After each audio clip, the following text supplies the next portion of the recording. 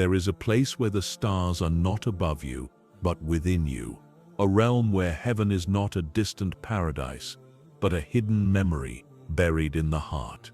Every soul is a traveler, every breath a step on an invisible road that leads inward.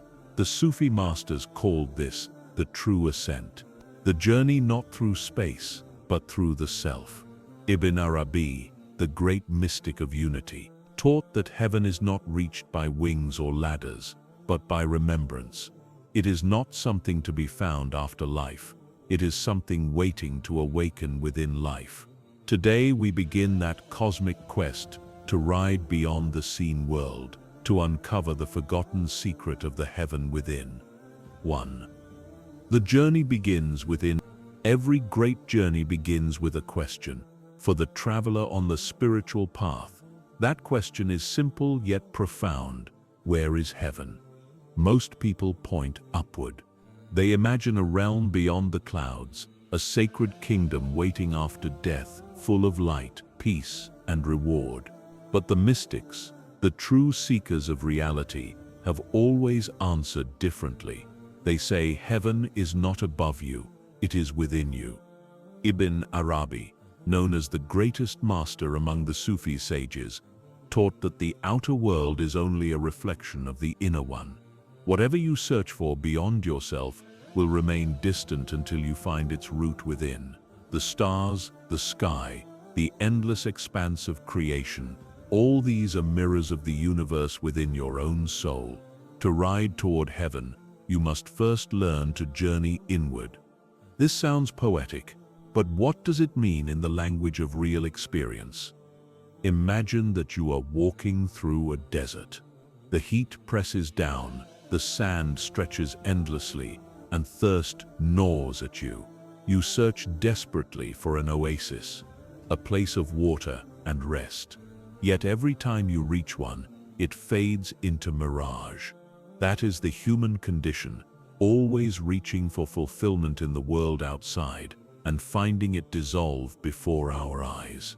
We chase recognition, wealth, pleasure, even spiritual power, believing these are the gates to paradise. But Ibn Arabi reminds us that these are only shadows. The true oasis, the true heaven, is the inner spring that flows from the heart once it remembers its source. To begin the inward journey, one must first turn away from the noise of the world. This does not mean abandoning life or rejecting what is beautiful in creation. Rather, it means quieting the distractions that pull your attention outward so that the inner voice can speak. It is said that the divine whispers constantly in the human heart, but few can hear it because the mind is filled with the echoes of the world. Silence then is not emptiness. It is the gateway to hearing the eternal. The first step of the journey is awareness. Not mystical visions, not complex rituals, but simple awareness. Notice your thoughts as they rise and fall like waves.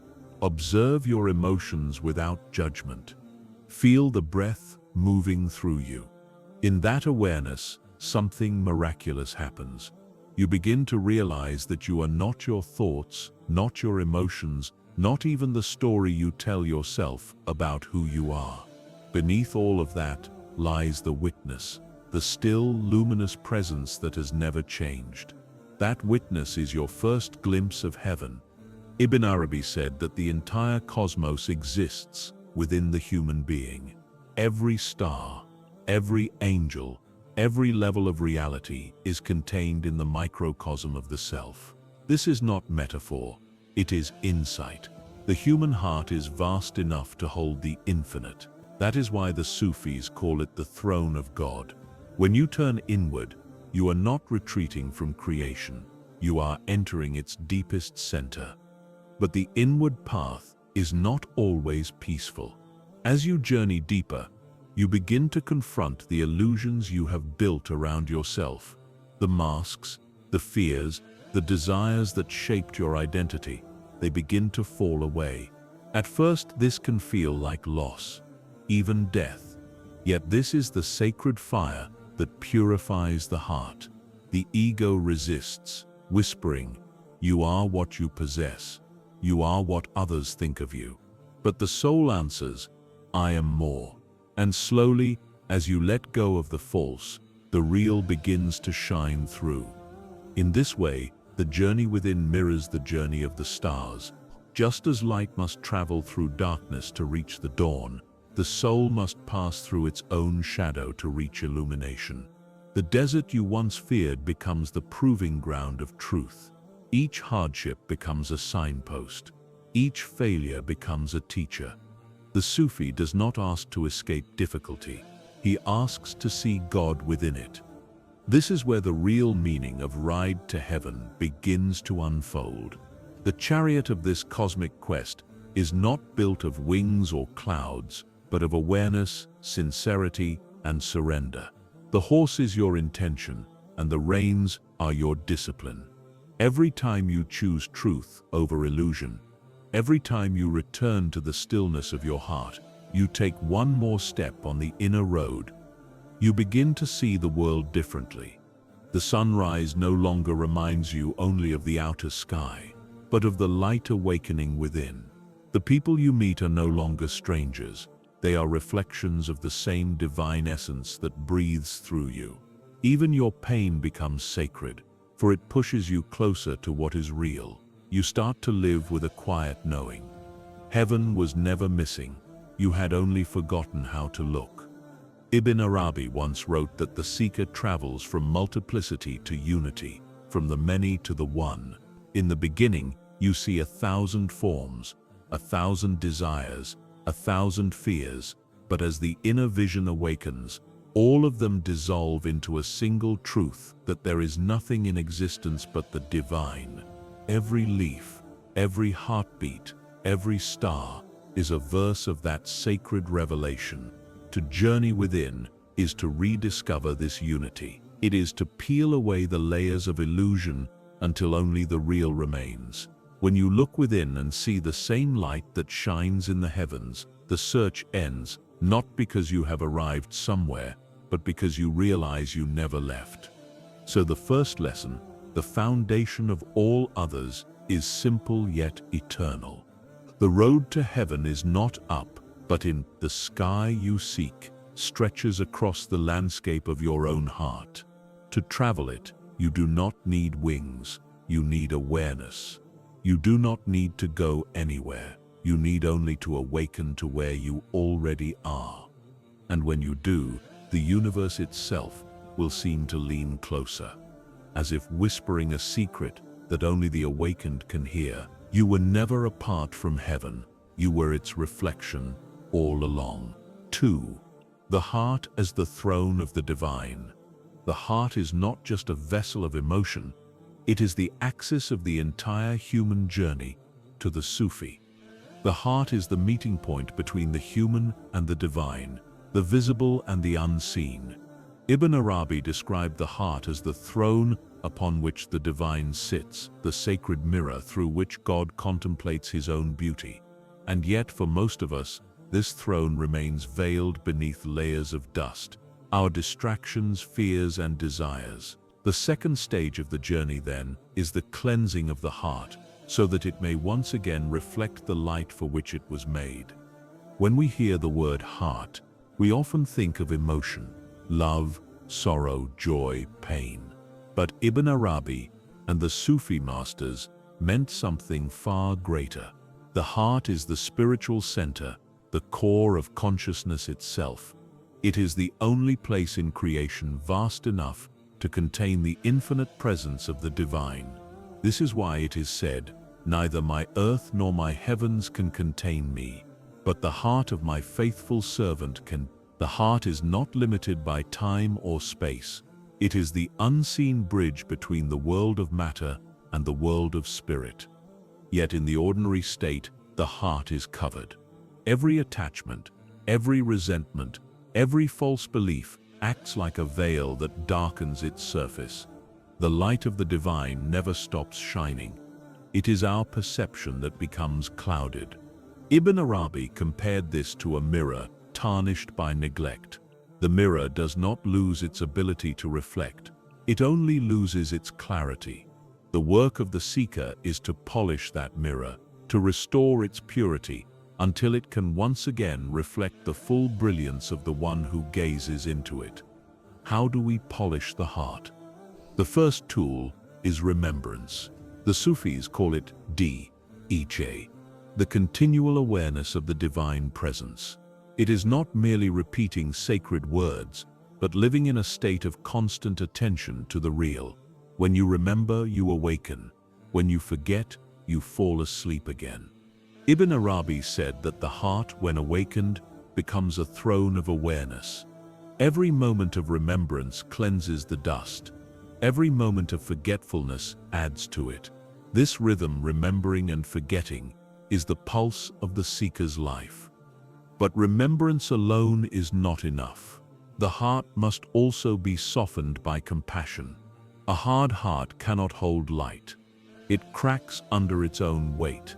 True strength comes not from armor, but from openness. When you allow yourself to feel deeply not only your own pain, but the pain of others, you create space within your heart for the divine to dwell. Every act of kindness, every sincere word, every moment of forgiveness is a form of polishing. Love is the hand that restores the mirror.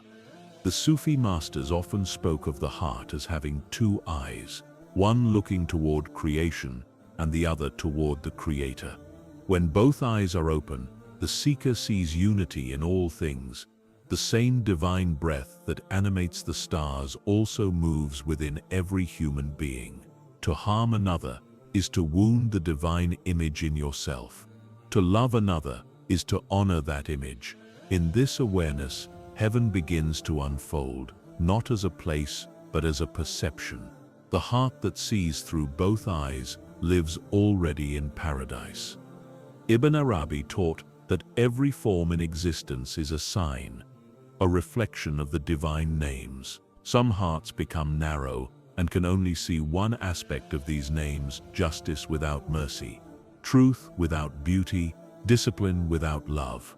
But the purified heart expands until it can hold all the names together in harmony. It becomes vast enough to reflect both the majesty and the tenderness of God. This is the heart of the Insan al-Kamil, the perfected human being, in whom the entire universe finds its meaning. Yet this perfection is not about moral superiority or spiritual pride. It is about transparency, becoming so clear that nothing stands between you and the real. When the heart is clear, it ceases to project illusions. It no longer divides reality into good and bad, mine and yours. It sees everything as unfolding from the same source. In that seeing, peace arises, not the peace of escape, but the peace of understanding. You begin to move through the world without resistance, like water flowing naturally toward the sea. At this stage of the journey, you realize that heaven was never an external realm to enter, but a state of consciousness to awaken. The more the heart is purified, the more heaven manifests within it. The divine does not need to descend from above. The throne has always been within you, waiting to be uncovered. When the heart becomes still and luminous, when love and awareness unite, you feel the presence not as something distant, but as your very breath, your very being. Ibn Arabi wrote that the heart is a traveler and a home at once. It journeys through endless forms, yet never leaves its source. It is both the road and the destination. When the heart becomes the throne of the divine, the seeker no longer seeks. The lover no longer searches for the beloved, because the beloved has taken residence within.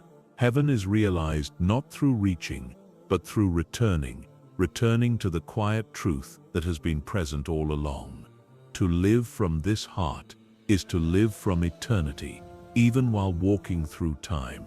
The outer world may change, fortunes may rise and fall, but the inner light remains constant. You become a mirror for others, reminding them of the radiance they carry within. This is the secret purpose of the heart, not only to know the divine, but to reflect that knowing into the world. So the second lesson of the cosmic quest is this: the heart is your heaven. Do not seek it in the stars, nor in the promises of the future. Seek it in the silence within your chest. Cleanse it with remembrance, soften it with love, and widen it with compassion. When the mirror of your heart is clear, you will see that the one who made heaven and earth has been waiting there all along, sitting upon the throne within you, radiant and eternal. 3. The unity behind all things. There is a secret that lies at the heart of all creation, a truth so simple that it hides in plain sight. Everything you see, everything you touch, everything you love and fear is one. The mystics call this truth unity. Ibn Arabi called it the unity of being. He taught that there is only one existence, one breath, one reality appearing in countless forms. The rivers, the stars, the trees, the hearts that beat within us, all are waves upon the same ocean of the divine. Most people live as if they are separate from others, from nature, from the divine itself. This illusion of separation is the root of all suffering. We speak of you and me, of heaven and earth, of God and creation, as if these are different things. But Ibn Arabi saw through the veil. He realized that all opposites are mirrors of the same essence. The Creator and the creation are not two. They are the inside and outside of a single mystery. To understand this, imagine standing beside the sea. The waves rise and fall, endlessly shaping and reshaping themselves. Each wave has its own form, its own rhythm, its own brief life. Some crash violently, others glide softly to the shore. If you look only at the surface, you might think there are many separate waves. But if you look deeply, you see there is only one ocean, endlessly expressing itself in infinite shapes. So it is with existence.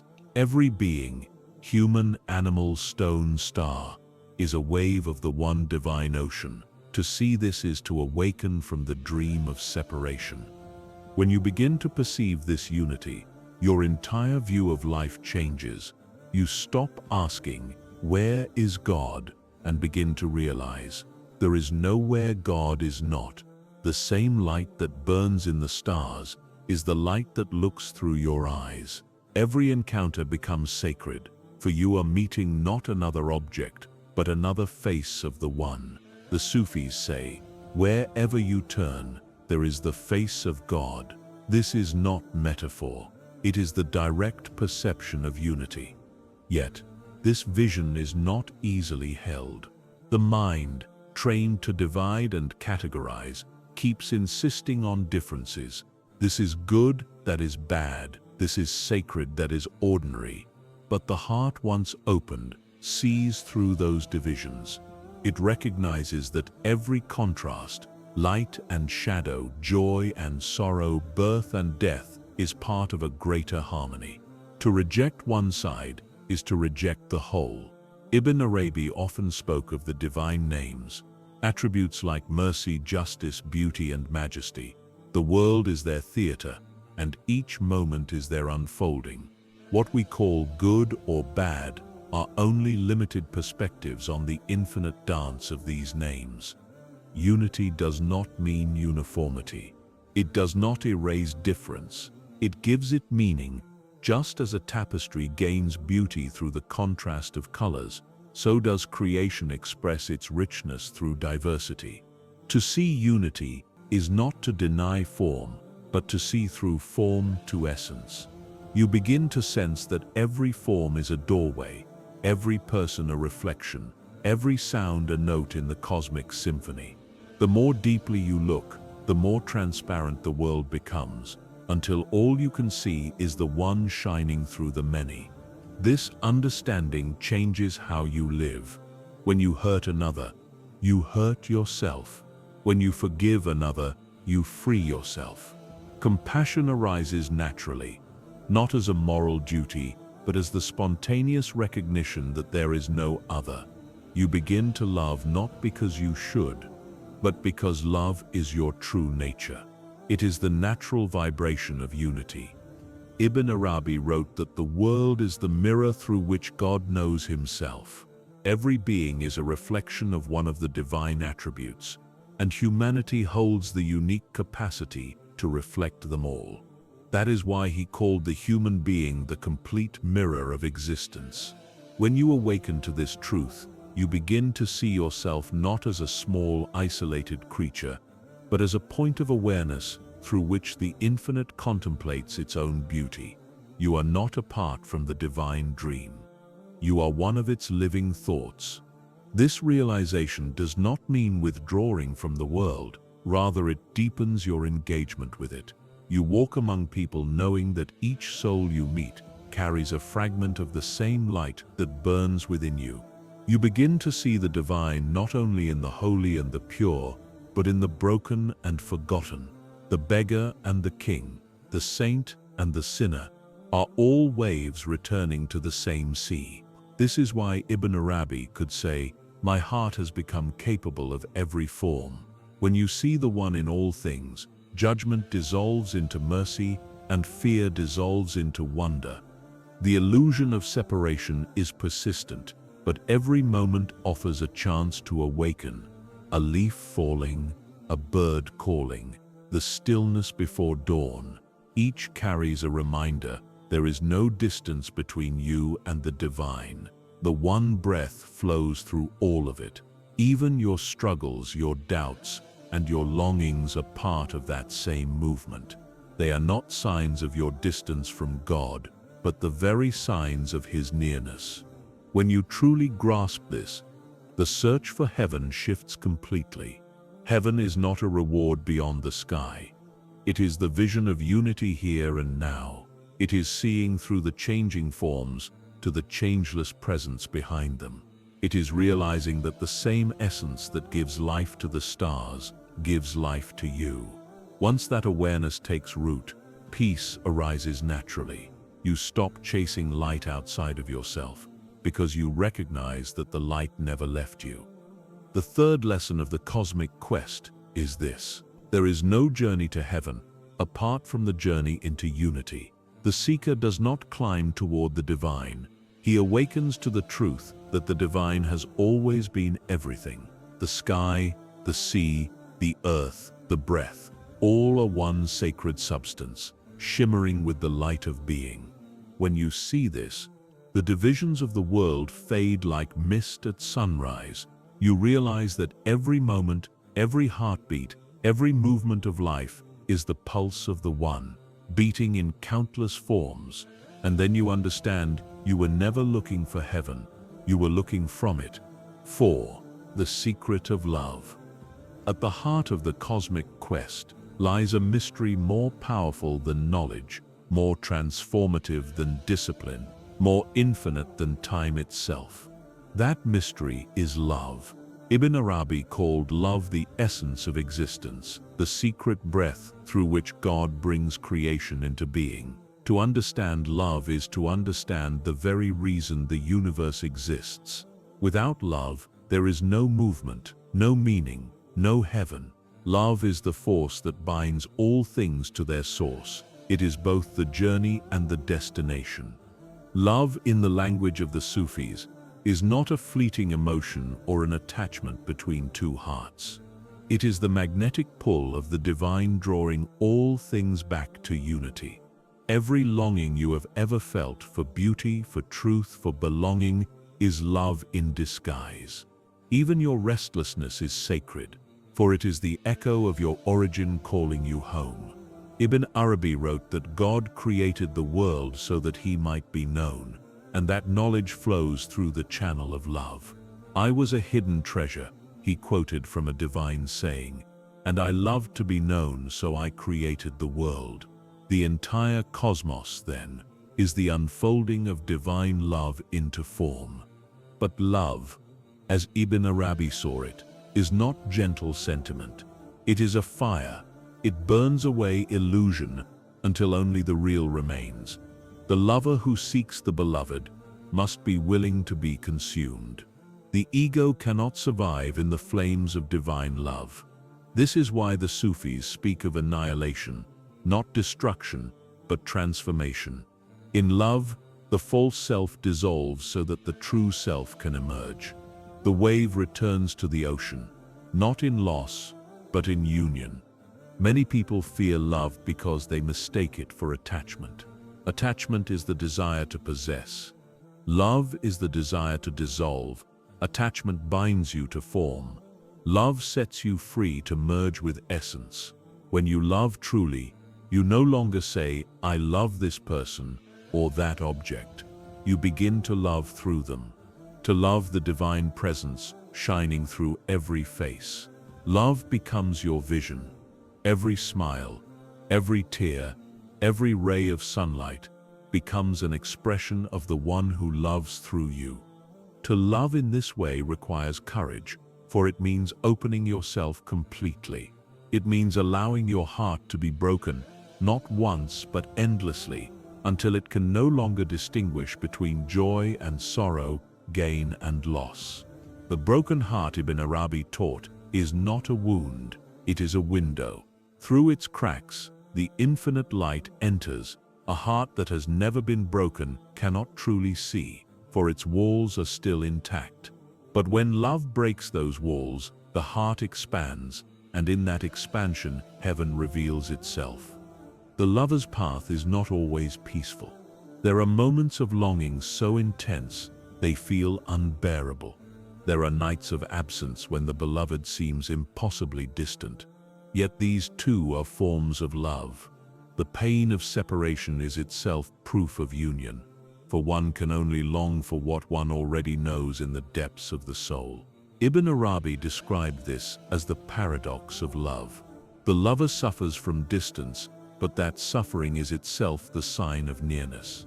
Love hides and reveals itself at once, for its purpose is to awaken the soul, not to comfort it. As you deepen in this love, something extraordinary begins to happen. The boundaries between self and other begin to dissolve. You stop asking who loves and who is loved, because you realize that both are one and the same. The beloved loves himself through the lover. Every act of love in the universe, whether between humans, between a tree and the sun, or between a soul and its creator, is the one love expressing itself through different forms. This is why Ibn Arabi could write, "My heart has become capable of every form, a pasture for gazelles, a monastery for monks, a temple for idols, the Kaaba of the pilgrim. I follow the religion of love, wherever its camels turn. That is my faith and my belief." To love in this universal way is to see the divine in all things. You cannot hate, because hatred becomes impossible when you recognize the beloved behind every face. You cannot envy, because what another has is also yours in the unity of being. You cannot fear, because love casts out fear. This is not idealism, it is vision. When love becomes the lens through which you see, the entire world changes its shape. Heaven no longer appears as a reward, it becomes the natural atmosphere of your being. But love also demands honesty. It asks you to face the parts of yourself you would rather hide. The same fire that warms can burn, the same light that illuminates can expose. Divine love shows you not only your beauty, but your limitations, your shadows, your pride. Yet even this exposure is mercy, for only through seeing what is false can you become true. Love does not destroy, it purifies. Every tear shed in longing washes another layer of dust from the mirror of the heart. In the end, the secret of love is that it is not something you do, it is what you are. Love is the very substance of your being, the current that animates every atom of existence. To remember this is to remember heaven, for heaven is nothing other than perfect awareness of love. The soul does not climb toward it, it simply awakens to what it has always been.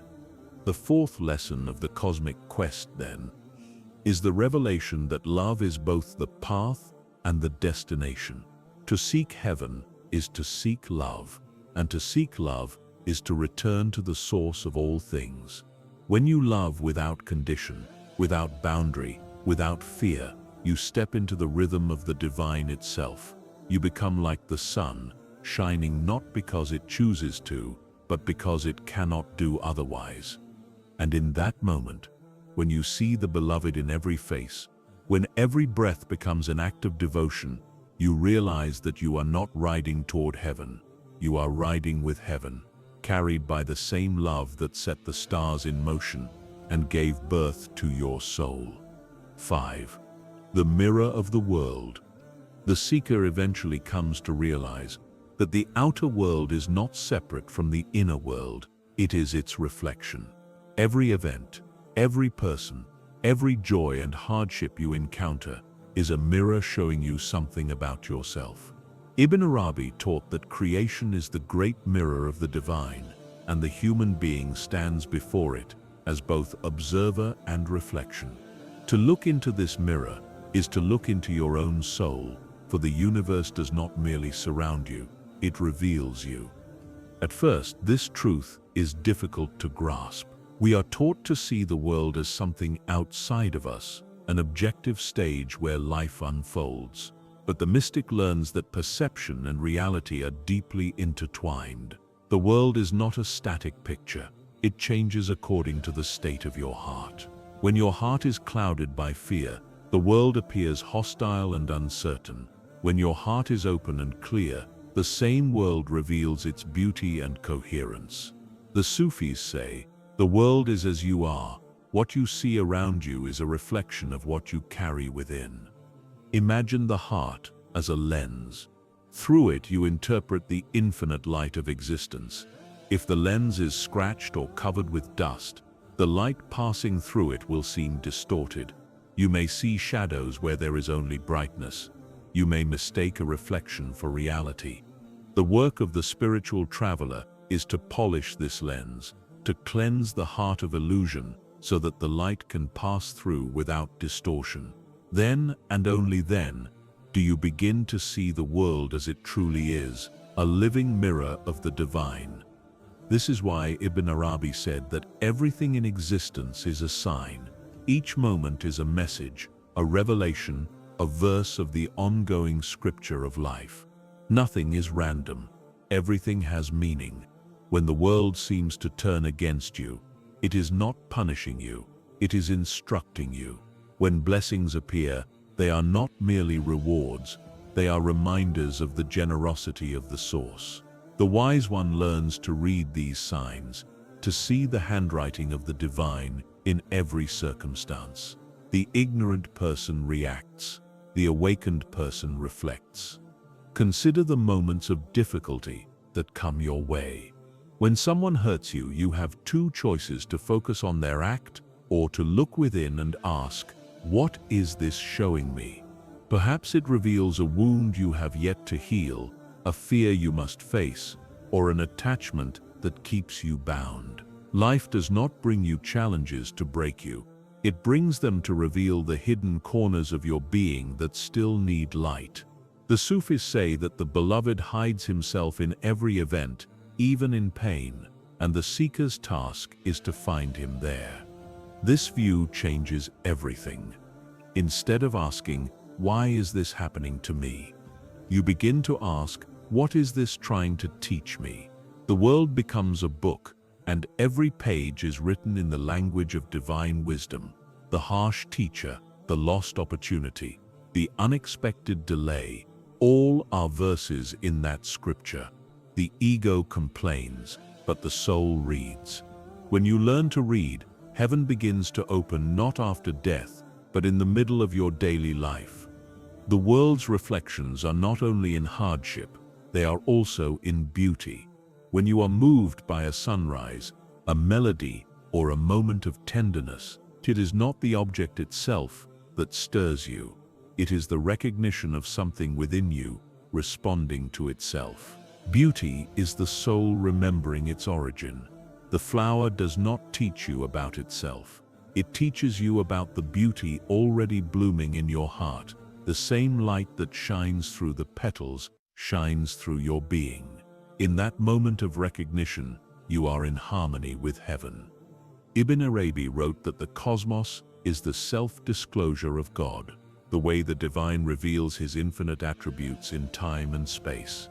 Each thing you encounter is a reflection of one of these attributes: mercy, power, wisdom, beauty, patience, majesty. When you meet kindness, you meet the name of mercy. When you face obstacles, you meet the name of strength. When you experience loss, you meet the name of return. To live consciously is to recognize which face of the divine is looking at you through each situation. But this mirror of the world is also alive. It responds to the gaze of the one who sees. When you approach life with gratitude, it reveals generosity. When you approach it with resentment, it mirrors your bitterness. This is not superstition, it is spiritual law. The outer world aligns itself with the vibration of your inner state. That is why purification of the heart is not a private matter. It transforms the entire way. Reality responds to you. The cleaner your heart, the clearer the mirror. There is, however, a deeper level to this lesson.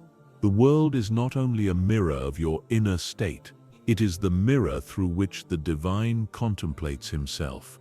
You are part of that contemplation.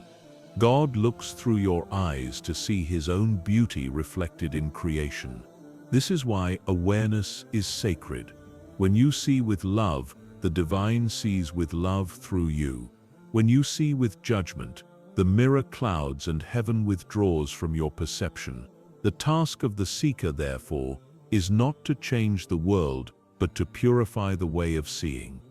Eventually, as the mirror becomes polished and transparent, a great reversal occurs. You stop seeing reflections and begin to see the light itself. The forms of the world remain, but their separateness dissolves. The mirror no longer reflects you, it reflects the One. You realize that everything you ever loved or feared was a reflection of the same source wearing countless disguises. Every joy was his smile. Every pain was his touch. In this realization, all opposites reconcile, and the heart becomes serene. The fifth lesson of the cosmic quest teaches that the world is not your enemy, nor merely your stage. It is your teacher. Life is the classroom where the divine instructs the soul in its own nature. Every reflection, however distorted, points back to the same truth, that heaven and earth are two faces of a single mirror. When you stop fighting the reflections and start reading them, you begin to see heaven shimmering in the ordinary. To look at the world rightly is to look at yourself rightly. To see yourself clearly is to see the divine clearly. And when that clarity dawns, the world ceases to be a mirror at all. It becomes a window. Through it you no longer see reflections. You see the infinite gazing back at you, silently reminding you that there was never separation, only the dance of one light playing upon the surface of your own heart. 6. The death before death. Every soul that walks the path of awakening must eventually come to the most mysterious and transformative doorway of all, the doorway of death. Yet what the Sufi masters speak of is not the death of the body, but the death of illusion. It is the death that gives birth to life. Ibn Arabi called it the death before death, the surrender of everything false so that the truth can be revealed. To the ordinary mind, death is the end, the loss of form, identity, and control. But to the seeker, death is revelation. It is not destruction but unveiling. What dies is not the self, but the image of the self, the collection of thoughts, desires, and attachments we mistake for who we are. The ego fears this dissolution because its entire existence depends on separation and control. Yet, in truth, what we call I is a shadow cast by the real. When the shadow fades, the light behind it is seen for the first time. The Sufi path begins in longing, deepens in love, and culminates in surrender. The earlier stages of the journey prepare the seeker for this moment, the moment when the traveler must lay down everything, even the sense of being a traveler. Ibn Arabi said that true realization comes when you no longer say, "I seek God," but instead realize, "God is seeking himself through me." The drop dissolves back into the ocean, not as loss, but as completion. To die before death is to release every false claim of ownership. The body, the possessions, the achievements, even your spiritual identity. None of these belong to you. They are garments the soul wears for a time. The true essence remains untouched by their loss. When you understand this deeply, fear begins to fade. The fear of death, the fear of loss, the fear of change, all dissolve because you see that what you truly are cannot die. You are the awareness witnessing the rising and falling of form. You are the stillness behind every movement, the silence behind every word. Ibn Arabi described this process as the unveiling of the real. Life, in its outer appearance, is a constant dance of birth and death, day turning to night, spring to winter, breath to breath. Everything changes, yet something remains. That unchanging presence is the divine reality. When you identify with the changing forms, you suffer. When you identify with the presence that witnesses them, you awaken. Death before death is the shift from identification with the temporary to realization of the eternal. But this death is not achieved through rejection or withdrawal. It is achieved through surrender. You do not kill the ego, you simply stop feeding it. You stop believing its stories, its fears, its cravings, its endless comparisons. You watch it rise and fall like a cloud in the sky, knowing it has no substance of its own. The more you observe without attachment, the thinner the cloud becomes, until the infinite blue of the sky, the true self, is revealed. That is the moment of resurrection while still alive. This inner death brings immense peace, because it ends the inner war. The ego constantly fights reality. It wants to control what cannot be controlled, to hold what must be released, to define what is beyond definition. The soul, on the other hand, moves with the rhythm of surrender. It trusts the unfolding of existence. When you begin to live from that trust, you find a strange freedom in the midst of change. The things you once feared losing lose their power over you. You can love fully because you no longer cling. You can serve humbly because you no longer seek reward. You can face suffering with grace because you no longer see it as punishment, but as purification. To die before death is to awaken to timelessness. The seeker who has passed through this inner death sees life differently. The future loses its grip. The past loses its weight. Every moment becomes eternal, because you are no longer standing in time, you are standing in presence. You see that birth and death are not opposites, but two sides of one continuous unfolding. Each ending reveals a beginning. Each loss reveals a deeper love. Ibn Arabi described the realized soul as the one who lives in the world but does not belong to it. Such a person still walks, eats, works, and loves, but their heart is anchored in the infinite. They move through life as a reflection of divine will, not personal desire. To them, heaven and earth are one continuous reality. They no longer fear death because they have already passed through it. Physical death, when it comes, is simply a continuation of the same surrender they have been practicing all along. There is a profound peace in this. When the ego dies, everything else falls into harmony. You begin to feel the pulse of the universe moving through you. You realize that your life has never been separate from the life of the cosmos. The stars, the trees, the oceans, all are breathing the same breath. Death before death is the recognition that you have always been part of this great rhythm, and that nothing is ever truly lost. This lesson also reveals the secret of rebirth. Each time you let go of a false identity, you are reborn into greater truth. Each time you surrender control, a deeper wisdom awakens. The mystics call this dying many times before the final death. Every act of letting go, of pride, of resentment, of attachment, is a small death that opens the heart wider to the infinite. You do not wait for the end of life to be free. You practice freedom here and now. In this way, death before death is not a morbid idea. It is liberation. It is the freedom of the soul from the prison of illusion. It is the key to heaven, not after the body perishes, but while you are still alive.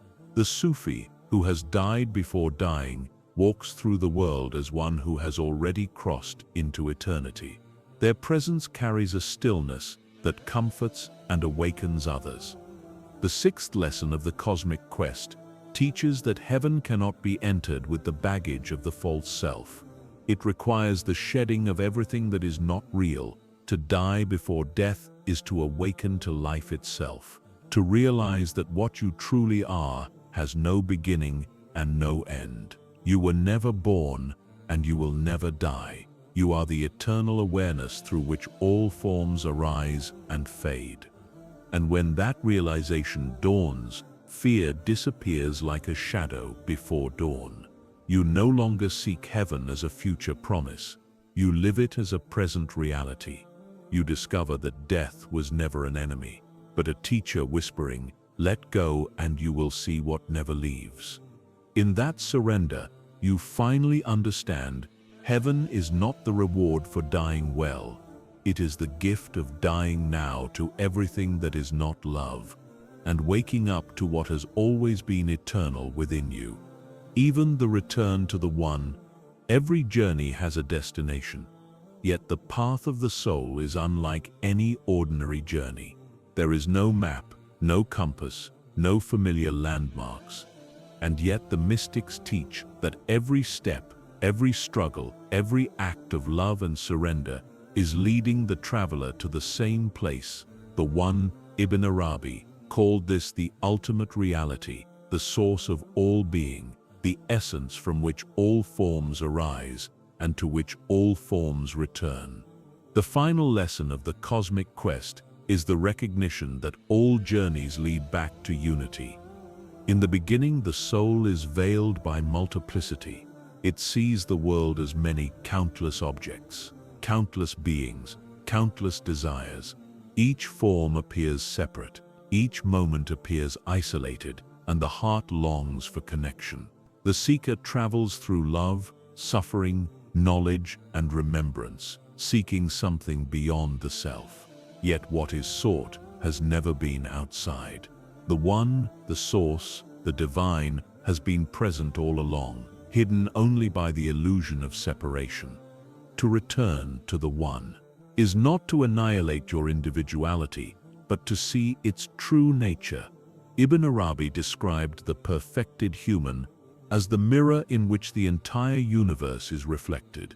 Every thought, every emotion, every action becomes transparent, showing only the One. The individual self does not disappear. It becomes a window, a vessel through which the infinite can be known. In this realization, the soul rides not toward heaven, but rides as heaven, for the presence of the One saturates every moment of existence. This return is the culmination of all the lessons learned along the journey, from turning inward and discovering the heart, to seeing unity in all things, to embracing love and surrender. Each step has been a preparation. Every challenge, every joy, every heartbreak has been a guide, shaping the soul to recognize its origin. The path is not linear. It spirals, circles, and folds upon itself, yet it always points back to the One. Ibn Arabi often spoke of the universe as a divine play, in which all forms are masks, through which the beloved manifests. The soul moves through these masks, experiences multiplicity, and then awakens to the underlying reality. There is no other. The seeker realizes that the many were never apart from the one, and that every experience was an invitation to remember. In this remembering, heaven is not a place to reach. It is the recognition of the one already present within and around you. The return to the one transforms perception. Dualities, good and evil, pleasure and pain, self and other, begin to dissolve. Every interaction becomes sacred. Every encounter an opportunity to witness the divine presence. The soul no longer judges or clings. It flows, participates and observes. The ordinary and the extraordinary merge. The world itself becomes a reflection of the infinite, and in that reflection, the seeker sees that all separation was an illusion. This awakening brings profound peace. The traveler no longer seeks outside for validation or fulfillment. Every breath, every heartbeat, every sensation becomes a reminder of the unity that sustains existence. Heaven is realized not as a reward but as awareness, the conscious experience of the eternal one flowing through all things. The seeker understands that the cosmic quest was never a journey to somewhere else. It was the unfolding of the soul toward its own source. To live in this return is to live in harmony with the universe. Action and stillness, joy and sorrow, giving and receiving, all are expressions of the same reality.